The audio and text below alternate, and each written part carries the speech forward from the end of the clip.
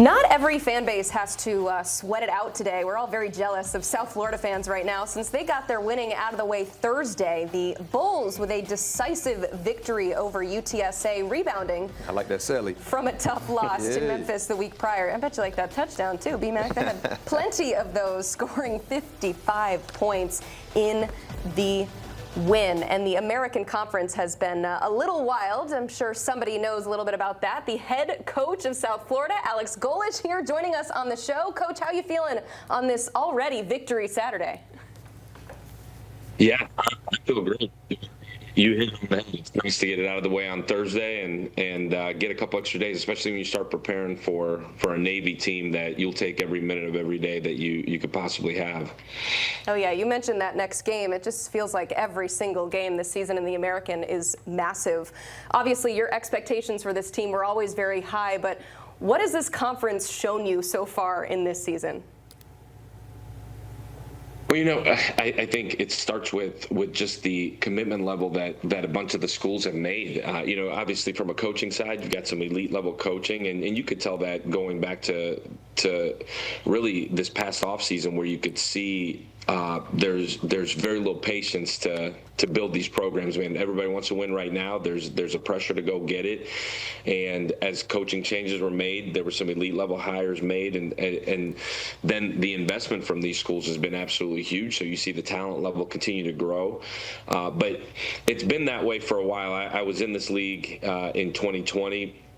And then obviously back in it, you see that the level of play, the level of investment just continues to go up. And it starts with the coaching hires and then certainly the ability to acquire players. Coach, we talk a lot about great quarterbacks on here all the time, and I don't know if yours gets enough love on the national stage for the job that he's done, both leading in passing and rushing. Tell me a little bit about Byron Brown and how important it's been to have him healthy for a full year, something he's been battling in previous years. Yeah, he's the best version of him right now. He's really confident. It's been awesome to see just his growth. You know, we had him as a redshirt freshman, and he went out and did some incredible things and broke a ton of school records here. And he would be the first to tell you that, man, I don't even know that I totally knew exactly what was going on. You know, it was year one. We're trying to establish a culture, trying to build an offense, trying to build an identity really in every way. And then a year ago got hurt there in the beginning part of the season, and I think honestly gave him a chance to reset, gave him a chance to kind of see big picture view for the first time in his career, which I think is something that you probably don't get enough credit for, the ability to just reset. And man, he had an incredible offseason, just continued to evolve physically, but I think his biggest growth has been just mentally what he's really come to realize that, man, we go as I go. He's always been a really good leader. He's become a really good vocal leader. And I've said this before, but I think when your hardest workers are your best leaders and then actually are your best players, you could do some incredible things. And we've gone as he's gone, certainly offensively, but I think defensively, when those guys see a young man that's willing to throw his body around as much as anybody else on that field, and then somebody that works the way he does, somebody that is truly a first in, last out young man, like, man, it's been really special. And he's developed certainly as a quarterback on top of all that. Just his ability to see the field, his ability in the intermediate game has just grown tremendously. And it certainly helps when he can pull the ball down and create with his feet the way he has. I don't know the national conversation, but Byron Brown is one of the best quarterbacks in the entire country. And to be honest with you, probably one of the best football players in the entire country. And he's an NFL prospect as well, Coach. So I do believe he will have a future in the NFL. So I back everything you said about your quarterback, Brown. But let's transition to the defense. You talked about Byron Brown being the quarterback of the offense. It's safe to say Mac Harris is the quarterback of the defense. He leads you in total tackles, I think around 75. He leads you in sacks. He has 6 sacks, 3 forced fumbles, and an interception. What makes him so special?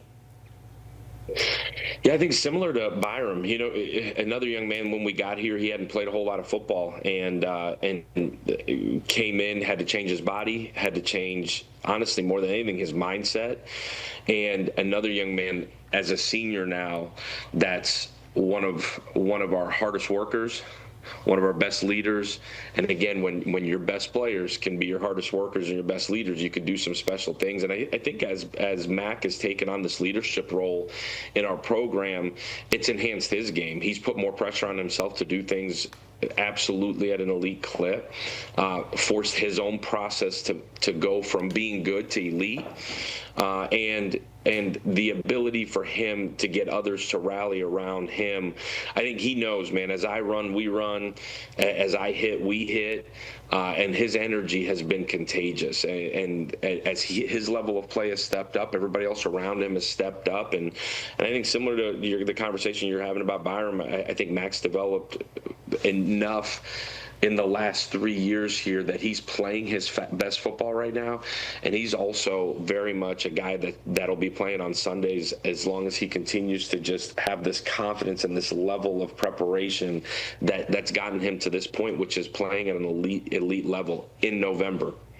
Coach, you know, when we look at your team, I don't think it's fair to call USF the little brother to a Miami or to a Florida. Florida, a team that you beat this year. How do you use a win against a team like Florida in recruiting? How do you get guys, especially in the state of Florida, how do you steal those recruits, bring them to USF, and not lose them to programs like Miami and the University of Florida?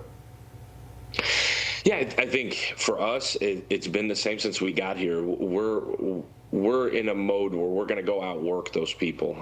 You know, I think in this day and age where everything that's talked about is NIL and portal and all of these things that are really new as of the last 5 years, and we embrace it. We're a part of the conversation and all of the evolving things that are going on in college football.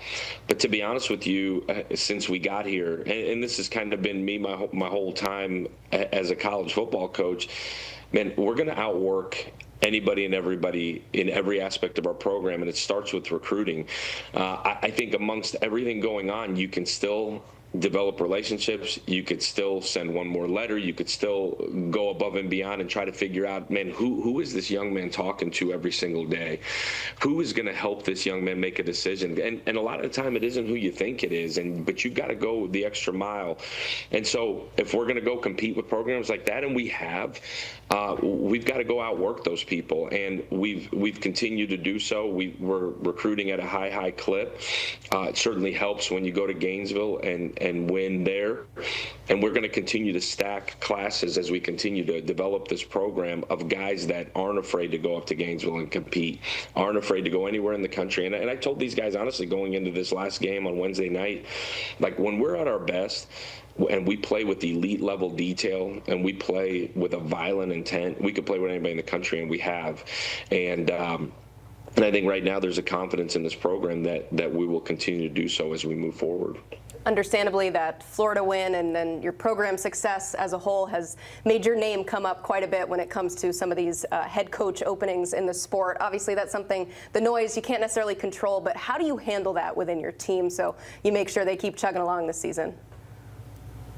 Yeah, to be honest with you, this is like a hot question. I keep getting asked the same question. I haven't handled it because there's really nothing to handle. We're in the middle of November playing meaningful football for the first time here in Tampa in a really, really long time. And I'm as focused as I've ever been. And I'm so process driven, and we have drilled home with our guys since the moment I got here that this is going to be a process driven program. We're going to recruit and retain young men that are process driven and not result driven. And that way there are no ups and downs of a season. You go right back to work. You literally day by day just try to become the best version of you. And so for us, there's been no change in process. There's been no nothing, and I'm not naive to the fact that there's outside noise, and you know, obviously you wish there wasn't, but it's a total credit to what these guys have been able to do here in a really, really short time to get this program flipped. And by these guys, I mean our players, our staff, our administration. They've poured into this program this exciting brand of football that we're playing here in November, and I'm so hyper focused on what's going on here, and I take it all in stride. I take it all as a compliment that people are talking about me. But the only reason people are talking about me is because these dudes that are right out here that are in the middle of meetings right now are continuing to just pour into their process and continuing to be the best version of them. And all I want to do right now is go put a plan together and have an elite week to go beat Navy here a week from today, and continue to go and compete to do something that's never been done here. And I'm so hyper-focused on that. But I'm super humbled by it. Obviously grateful for the attention this program is getting. We need it. It's great for our program. It's great for our city. It's great for our university. But I'm so freaking excited right now to just continue to get better and better and better as we make a run at something, again, that hasn't been done here ever in the history of our program. Coach, I don't have to tell BMAC or Emily what FE means because they went to class. Damian probably doesn't know that it's a symbol for iron. But you told me a story a few weeks ago on the radio. It was such a good story. I wanted to share it with them because the teacher that you had in high school for that class when you learned about FE is actually still with you. Can you share that with them? Yeah. So, man, my high school offensive coordinator was also like the best darn high school science teacher ever. But so he gave me that back here, and amongst the fact that it stands for iron, it stands for F and elite, and that's our deal when we talk about our mindset and how we work and what we do around here. That we're F and elite. And you'll hear our kids say it. You'll hear our coaches say it.